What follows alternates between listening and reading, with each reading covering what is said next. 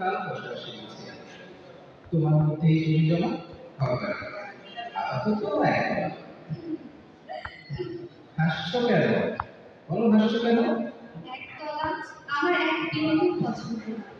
সকাল সন্ধ্যে চাঁদের সঙ্গে গল্পগুজব করে, তেমন উঁচু না হলে আবার বাড়ি থাকে। আচ্ছা তাই না, চাঁদের কাছে রহস্য উপন্যাসের মতো ছোটখাটো মিশে বাঁকে বাঁকে সোনালি প্রেমে বাঁধানো স্বপ্ন মিশে সিং সমেত মায়া হরিণ মুন্ডু। হাসছো কেন?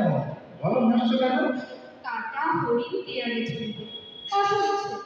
হরিণ থাকবে বন, বন থাকবে আমাদের খাট পালঙ্কের চারখানা। খাট পালঙ্কের নিচে ছোট্ট একটা পাহাড়, পাহাড়ের পেঁচিয়ে ঝর্ণা।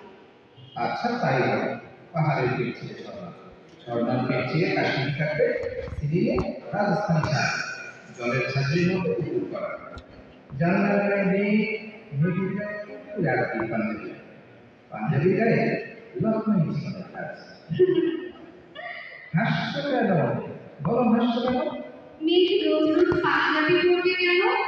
একদিন পরবে বালুচুরি শাড়ি, কিংবা ঘাটাবের পাতলা পিঠ, মাথায় বাগান খোপা, খোপায় হিরে প্রজাপতি।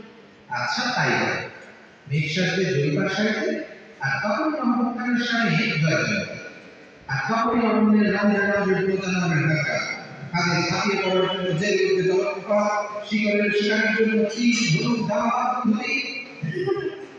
হাসছো কেন? বলো হাসছো কেন? তুমি এমন ভাবে বলছো যেন ভালোবাসা মানে সাপে আর নেউলের ভয়াবহ একটা কিছু। ভয় লাগছে। অন্য গল্প বলো।